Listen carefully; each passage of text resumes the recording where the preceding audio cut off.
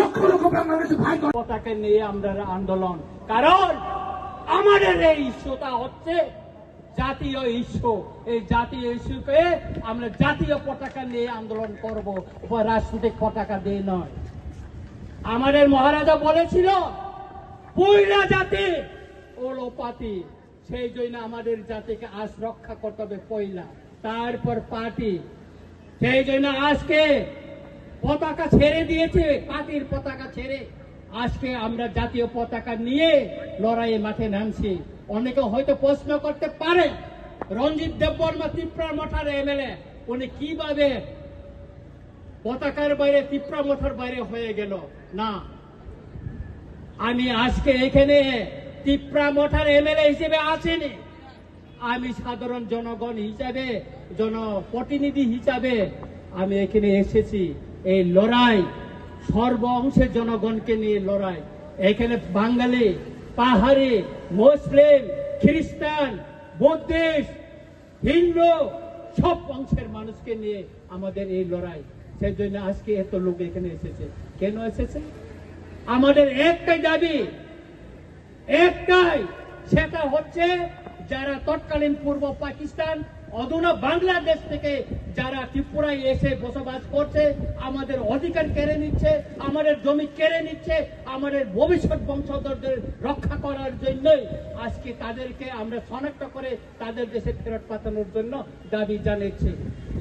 আমাদের দাবিকে ছাড়া দিয়ে আজকে ভারত সরকার তার মিনিস্ট্রি অফ হোম অ্যাফেয়ার্স থেকে নোটিফিকেশন জারি করে আজকে তাদেরকে শনাক্ত করার জন্য বলা হয়েছে।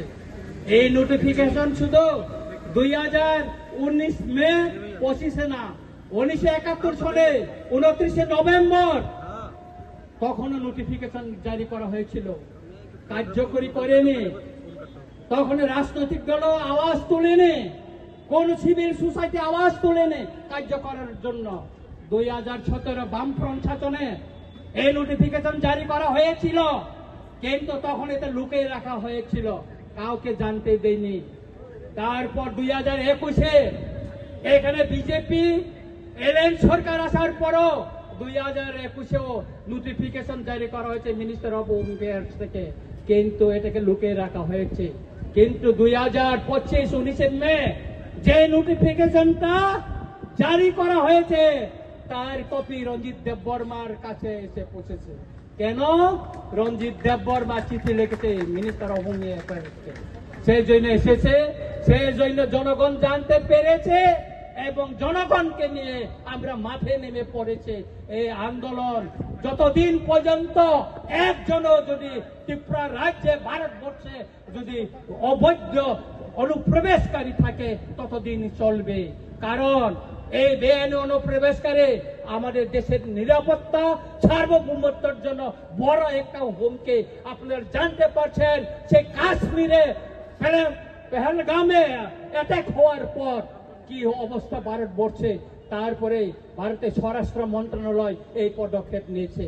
আপনারা জানেন সেই আমেরিকা থেকে অবৈধ অভিবাসীদের প্লেনে করে হাত পা বেঁধে সেই পাঞ্জাবে ফেলে দিয়ে গেছিল।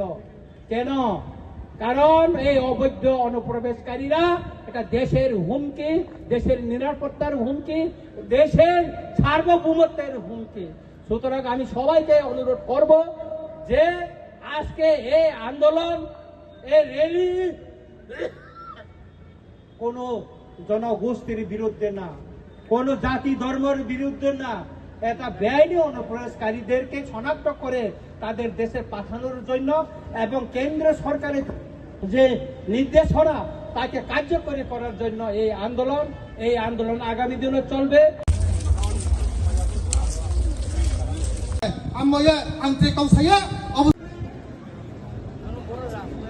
এবং দুমাসরাতে প্রথমে তার দুই পরিবার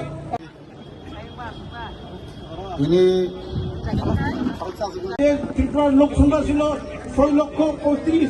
আদিম ত্রিপুরার এই যে ইলিগাল মাইগ্রেন্ট রাজ্য সরকারকেও বলতে চাই, মিনিস্ট্রি অফ হোম অ্যাফেয়ার্স থেকে যে নোটিফিকেশনটা বাইর করা হয়েছে সেই নির্দেশনা অনুসারে ভারতবর্ষের সেই গুজরাটে, মহারাষ্ট্রে, দিল্লিতে, হরিয়ানায়, তামিলনাড়ু, আসাম, অরুণাচল প্রদেশে যে নির্দেশিকাকে কার্যকরী করার জন্য পদক্ষেপ নেওয়া হয়েছে, ত্রিপুরাতেও তাই যেন আর বিলম্ব না করে পদক্ষেপ নেওয়া হোক। নতুবা আগামী দিন এই নির্দেশিকাকে কার্যকরী করার জন্য যা আন্দোলন করার প্রয়োজন, যত কঠোর আন্দোলন করার প্রয়োজন, সেই আন্দোলন আমরা করব। এই মঞ্চ থেকে আমি ঘোষণা দিচ্ছি। আমি সবাইকে বলতে চাই, আজকে মিডিয়া এবং সারা ত্রিপুরার সব অংশের জনগণের সামনে বলতে চাই, এই আন্দোলন থেকে আমরা ছেড়ে পালিয়ে যাব না। আমি রঞ্জিত দেববর্মা বলছি।